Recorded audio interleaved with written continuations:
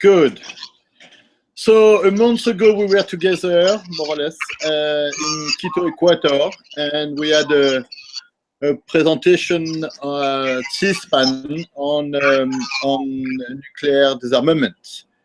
And then now I just got the news a couple of days ago.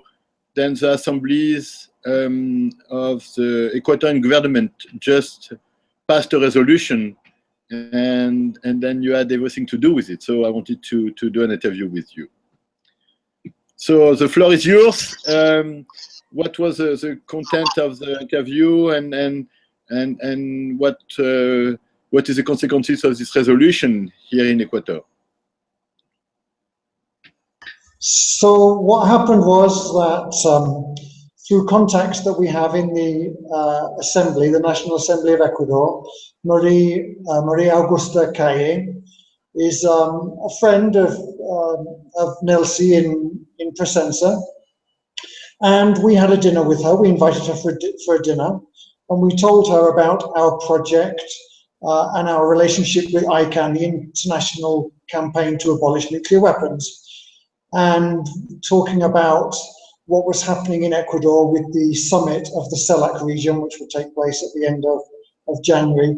We talked to Maria Augusta about the possibility of doing something in the parliament which would create some awareness of the subject of nuclear weapons and nuclear war and the danger that Ecuador faces as a third world country, or a country that's in development. And so she suggested that we could pass a resolution in the Ecuador Parliament promoting a ban on nuclear weapons and calling on the Ecuador government to do everything it can to make sure that next year at the United Nations a nuclear weapons ban takes place. A treaty is created to ban nuclear weapons, and also in the resolution we could call on the CELAC region to do everything it can to make sure that the ban treaty happens, and also to suggest that one of the countries in the region hosts the negotiations that will take place next year, hopefully will take place next year, for the ban treaty. So this is what we did. We wrote a declaration. Maria Augusta promoted it in the Assembly.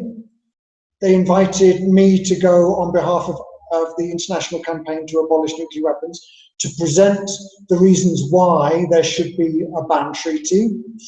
And also, very helpfully, she invited us to organize a civil society forum in the National Assembly, to which we invited all of the ambassadors that have representation in Ecuador, and students from various universities and colleges, and from different civil society organizations. So we did both the resolution, which was passed by a majority of 82 members in favor, 1 against, and we did the civil society forum the next day with some media activity promoting all of these events.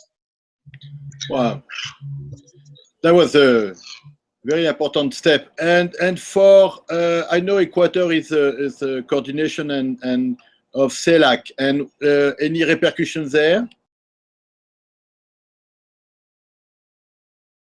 Well, what we hope is that from this resolution that's coming from Ecuador, we can go now to the foreign minister, or the deputy foreign minister, who is the one who is negotiating the final declaration of CELAC, and we can show them this resolution, and we can suggest to him that included in the final declaration of CELAC is language which promotes the ban treaty, and which suggests that the region can host the negotiations for a ban treaty, which we hope the United Nations will propose next year.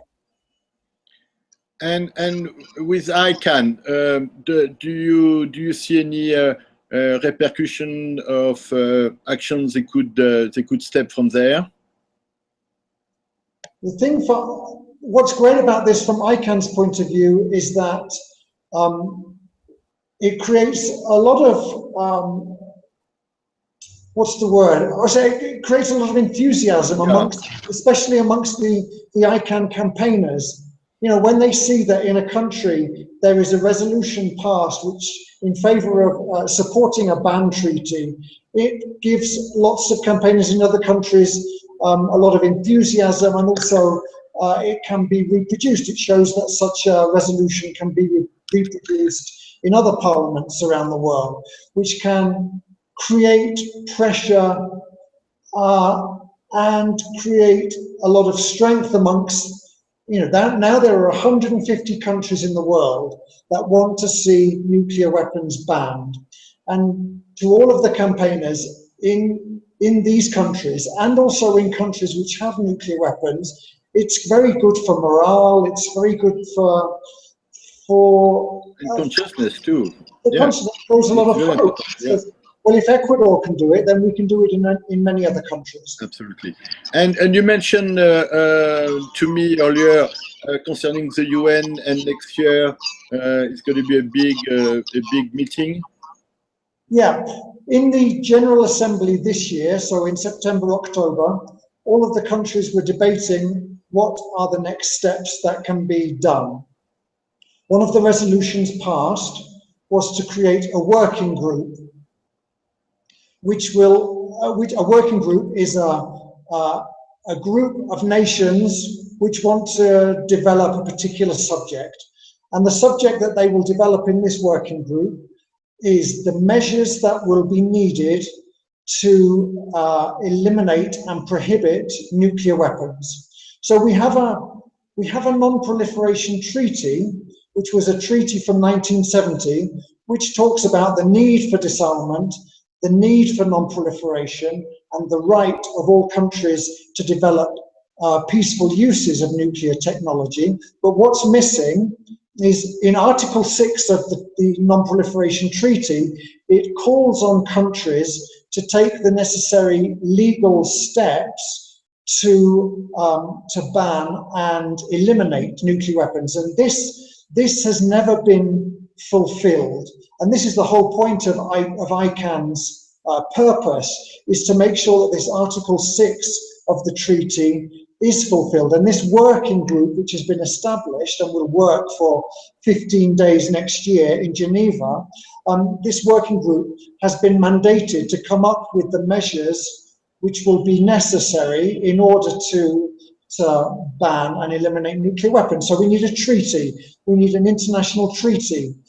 Now, this treaty exists for biological, chemical weapons, landmines, and cluster munitions, but it doesn't exist for nuclear weapons. So governments have said that this is a legal gap. The United Nations have recognized this is a legal gap.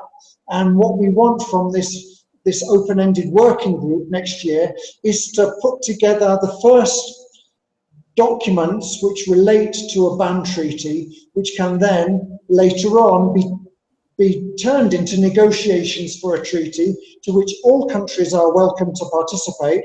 And from there, countries can start signing it, and it creates a new situation in international law, because it means that for the first time, nuclear weapons are illegal. And the effect of that means that many companies will no longer be able to do business with nuclear weapon manufacturers. That's a very good, very important story. I mean, in the US, it's a big issue, so I think it's a very important. Does the resolution help on that direction? I mean, the resolution helps. Yeah. The resolution helps because it means that the position of Ecuador, for instance, is very clear. Yeah.